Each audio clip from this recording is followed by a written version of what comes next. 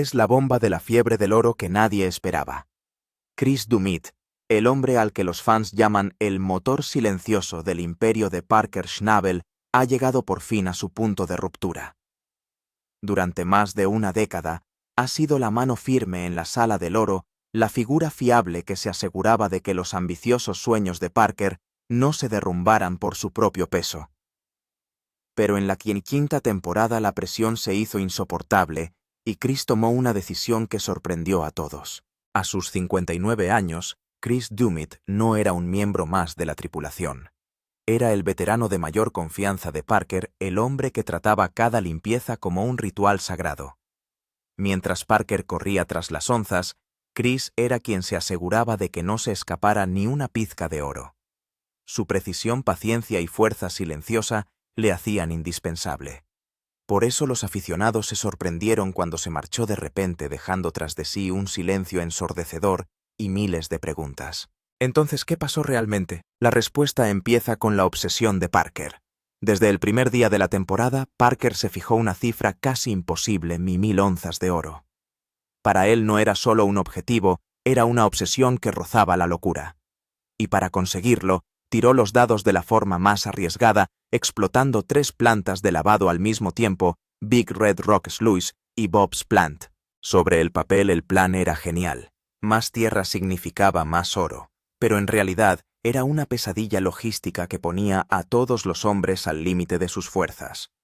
Las máquinas se averiaban, las horas se alargaban y los ánimos se caldeaban.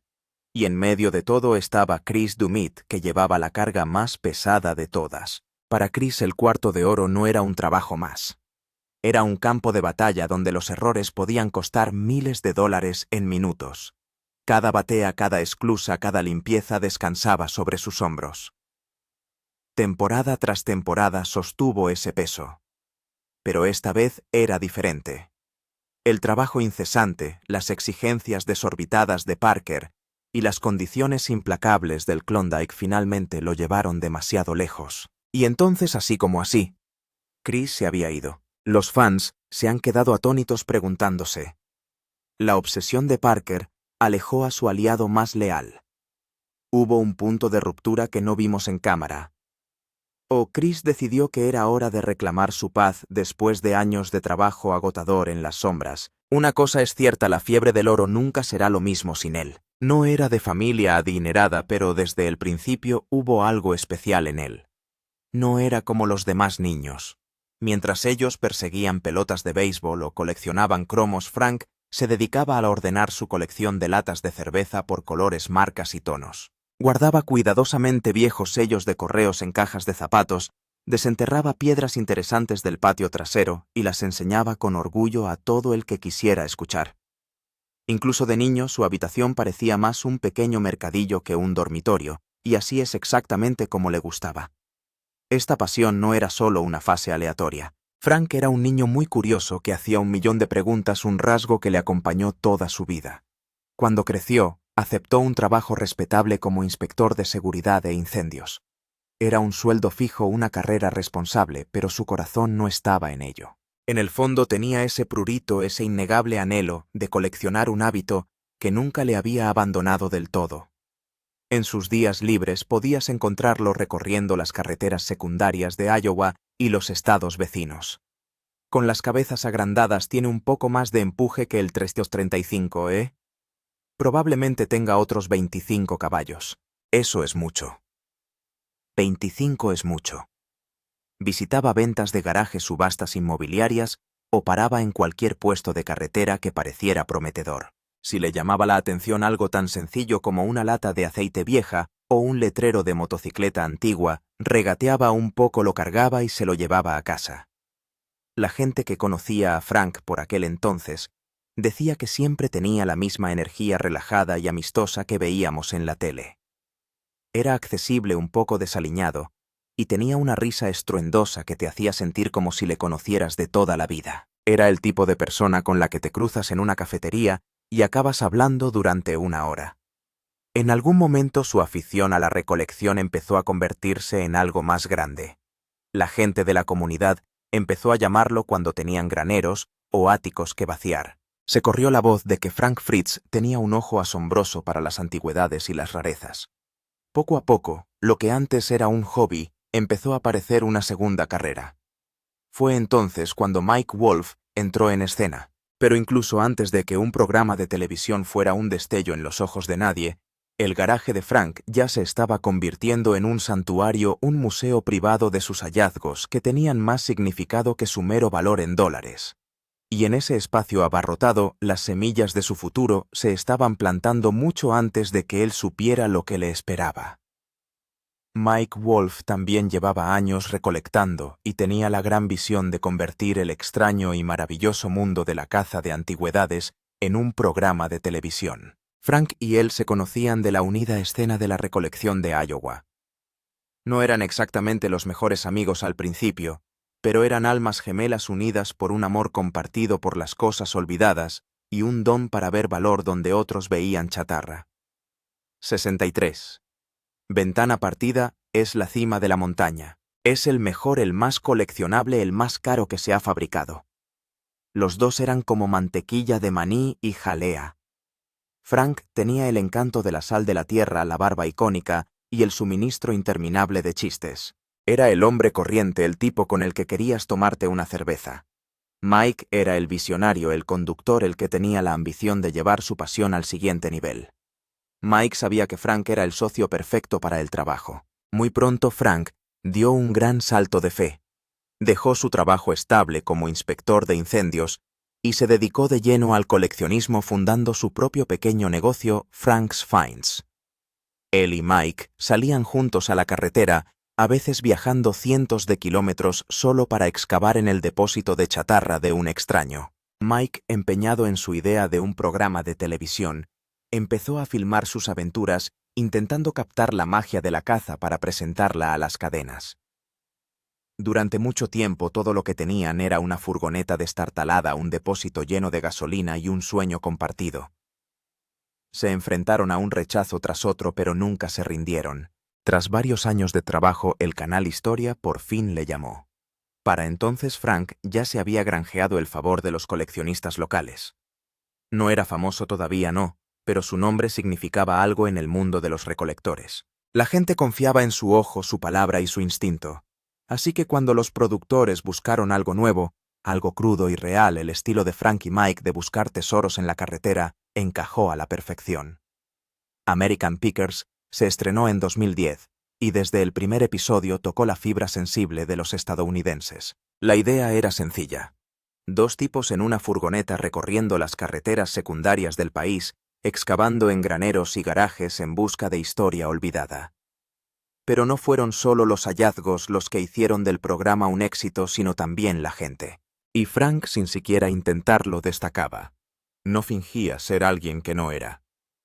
Llevaba sus camisas de franela favoritas, soltaba chistes cursis y se emocionaba de verdad con un cartel de metal oxidado. Se sentía familiar como un amigo o un tío favorito, y los espectadores se sentían atraídos por él al instante. Por supuesto, no se trataba solo de Frank y Mike.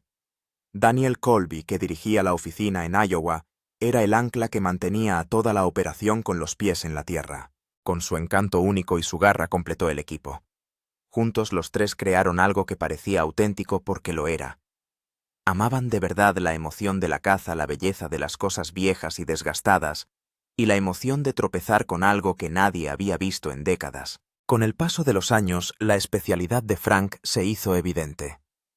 Tenía un ojo de lince para las motos antiguas, las latas de aceite raras y los juguetes viejos y extravagantes. Mientras que Mike a menudo buscaba los artículos más caros y rentables, Frank se encendía ante un cartel pintado a mano o una fiambrera de hace décadas. Su alegría pura y sin guión era contagiosa. El programa se convirtió en un fenómeno mundial, y Frank Fritz pasó de ser un humilde recolector de Iowa a un pedazo de americana en sí mismo. Pero con el paso de las temporadas las cosas empezaron a cambiar. Los interminables kilómetros por carretera empezaron a pasar factura física y emocional. La salud de Frank empezó a flaquear y una tensión empezó a burbujear bajo la superficie entre él y Mike. La química desenfadada que antes parecía tan natural empezó a parecer forzada. Algo estaba definitivamente mal, y estaba a punto de cambiarlo todo. El desvanecimiento lento y la lucha silenciosa. Al principio el cambio fue sutil. Frank empezó a mostrar síntomas de agotamiento. Sufría dolores de espalda crónicos debido a los años que llevaba arrastrándose por espacios estrechos y levantando antigüedades pesadas, una dolencia que empeoró con su lucha contra la enfermedad de Crohn. Los fans empezaron a darse cuenta. En la pantalla la fácil relación entre él y Mike empezó a sentirse mal. Hubo rumores sobre diferencias creativas, discusiones por dinero y una creciente distancia personal entre los dos compañeros de toda la vida. Entonces, el tiempo en pantalla de Frank comenzó a reducirse. Se ausentaba de segmentos enteros luego de episodios enteros. Finalmente, así como así se fue por completo. No hubo un gran episodio de despedida, ni una despedida especial, ni una explicación. Solo silencio.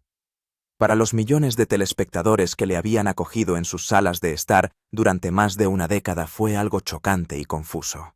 Después de una oleada de quejas y preguntas de los fans, por fin se hizo una declaración oficial. Mike Wolf rompe el silencio y explica que Frank tiene graves problemas de salud.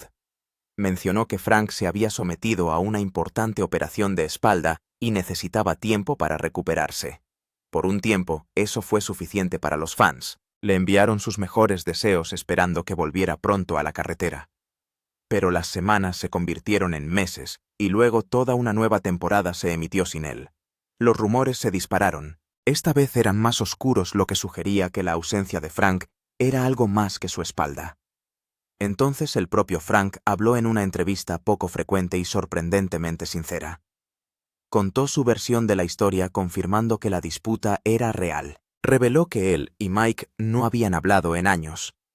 Dijo que Mike ni una sola vez lo llamó para saber cómo estaba después de su cirugía. Según Frank, el programa simplemente había seguido adelante sin él, y la sensación de traición era palpable. No se trataba solo de una disputa laboral. Fue el desgarrador final de una amistad de décadas que había sido la base misma del espectáculo. Detrás de las escenas, las cosas eran aún peor de lo que la gente sabía. La salud de Frank estaba en franco declive. Las pocas fotos que aparecieron en Internet mostraban a un hombre mucho más delgado y cansado. Amigos dijeron que se había convertido en un recluso, rara vez salía de su casa. Los coleccionistas que solían verle en las ferias y subastas hacía años que no se cruzaban con él. Era como si Frank Fritz se estuviera desvaneciendo poco a poco, saliendo del marco de su propia vida, sin que nadie se diera cuenta hasta que desapareció casi por completo. El cálido y jovial coleccionista que había dado tanta alegría a tantos se enfrentaba ahora solo a sus días más oscuros. La asociación que una vez había parecido tan inquebrantable estaba ahora destrozada sin remedio. Mientras la serie seguía su curso con una nueva cara al lado de Mike, Frank se quedaba atrás luchando con su débil salud, su amistad rota y un futuro que parecía cada vez más sombrío. Nadie sabía que lo peor estaba por llegar y que un acontecimiento estaba a punto de convertir esta triste historia en una verdadera tragedia. En julio de 2022, por fin llegó la noticia que todo el mundo temía. No vino de un medio de comunicación, sino sorprendentemente de la propia cuenta de Instagram de Mike Wolf. En un breve y sombrío post, Mike anunció que Frank Fritz había sufrido un derrame cerebral masivo. Pidió a sus fans que rezaran por su viejo amigo, expresando su angustia por la situación. Para muchos fans, este mensaje fue la primera confirmación real de lo grave que se había vuelto la situación, y por un momento, la vieja enemistad pareció pasar a un segundo plano. El estado de Frank era muy grave. El ictus le dejó incapacitado para cuidar de sí mismo. En pocas semanas, un tribunal nombró un tutor legal y un curador para gestionar sus decisiones médicas y sus finanzas.